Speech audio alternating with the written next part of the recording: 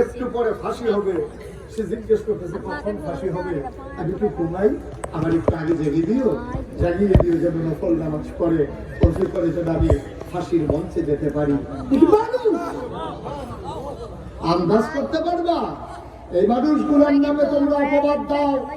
মানুষগুলো নারী নির্যাতন করেছে, এই মানুষগুলোর বিরুদ্ধে তোমরা অপবাদ দাও। আর নাকি মানুষের বাড়িতে আগুন লাগিয়েছে, পাগল এই কথা বিশ্বাস করে না।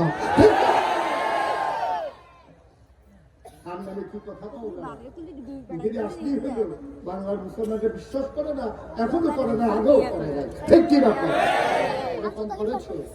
আমার 2 জন মন্ত্রী 5 বছর মন্ত্রণালয় চালিয়েছে, 3টা মন্ত্রণালয়। 5 বছরে ওরা 3টা মন্ত্রণালয় চালিয়েছে। গোয়েন্দা বিভাগ, তারপরে আপনার দুদক, তারপরে আরবি, সবাই মিলেমিশে তারা বারবার চেয়েছে কোন আর্থিক কেলেঙ্কারি ধরা যায় কিনা। একটা টাকার আর্থিক কেলেঙ্কারি চিহ্নিত করতে পারে নাই। ঠিক কি ব্যাপার? আমাদেরকে আমরা চিনি না।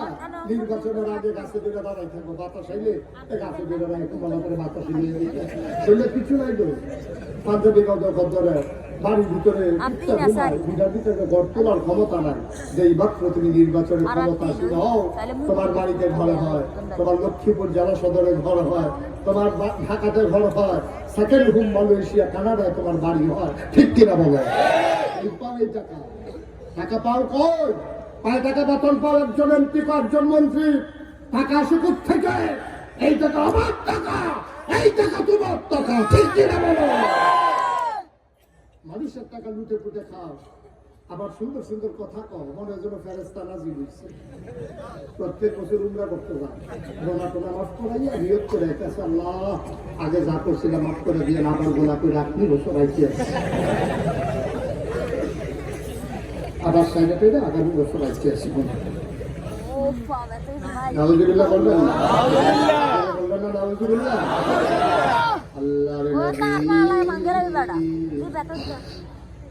এবার একটা গুহার সামনে গিয়ে দাঁড়ালেন।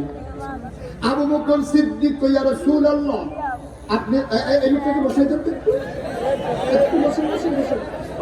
না এটা অসম্ভব। এটা ফার্স্ট তো বানার কোনো উত্তর করতে না। বসে কি করবেন আপনি? 10 মিনিট আগে গিয়া তার সব ধরলে 2 ঘন্টা রাখা যায়, অভিজ্ঞতা আমার আছে। রাখেন, বসেন, আপনার দিকে ঘুরে বসান। হ্যাঁ, উনি মনে করছে অন্য হয়েছে না, কোন মাটি লইয়া বলছে বাসন লাগে বন্ধ দেওয়া।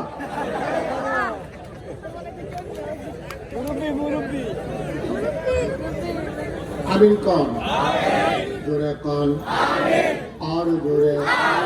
কষ্ট হচ্ছে? ছেড়ে দেওয়া দরকার আর সামান্য একটু। হ্যাঁ বন্ধুরা আমার, ভাইরা আবার আল্লাহ নবী কয় গুহা কি পাওয়া গেল? ইয়া রাসূলুল্লাহ, পাওয়া গেছে সুন্দর গুহা, সাউল গুহা। আবার আল্লাহ নবী বললেন চলো ঢুকে যাই, যেন মানুষগুলো দেখতে না পারে। নবী যখন ঢুকতে চাইলেন, আবু বকর সিদ্দিক একেবারে হাত ছড়িয়ে দাঁড়িয়ে গেলেন গুহার মুখে। বেয়াদবি মাফ করবেন, আপনি গুহায় ঢুকবেন না। কত গুহায় না ঢুকলে ঢুকবো কই? আগে আগে গুহায় ঢুকবো, আগে দেখতে চাই গুহায় কিনা। পাহাড়ি গুহা, সাপ বিচ্ছু থাকতে পারে, হিংস্র জন্তু জানোয়ার থাকতে পারে। আপনি গেলে ক্ষতি হয়ে যাবে, আপনি একটু দাঁড়ান, আমি একটু দেখে আসি। আবু বকর সিদ্দিক ঢুকতে যাবেন, আল্লাহর নবী ডাক, দেখো এদিকে আসো। তো তুমি আগে গেলে গুহায় সাপ কামড়াবে, তুমি যদি গুহায় যাও তোমার কি সাপ কামড়াবে না? সুবহানাল্লাহ বলবেন? নেতা কারে কর, কর্মী কারে কর, শুনে নেতা কারে কর, কর্মী কারে কর, শুনো। মিছিল করতে আসবে, ট্রাকের সাপটা ব্লাস্ট হয়েছে, মাথা দুলতে মাইসা পান দেখতে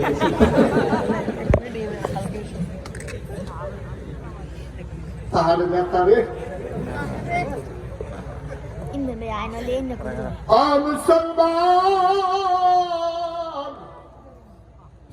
আবার আল্লাহ নবীকে ঢুকতে দিলেন না গুহায়।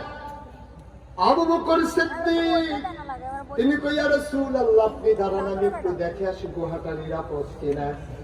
আল্লাহ নবী চোখের পানি ছেড়ে দিলেন। ওই যে ফাতিমা রহমাতিন মিন আল্লাহ, মায়ার তো কলিজারা ভরা, নবীর কলিজারা মায়ার ভরা। নবী আবু বকরকে তো বিপদের মুখে ফেলতে পারেন না। নবীজি আবু বকরে, ও আবু বকর, আমি ঢুকলে সাপ কামড়াবে, তুই ঢুকলে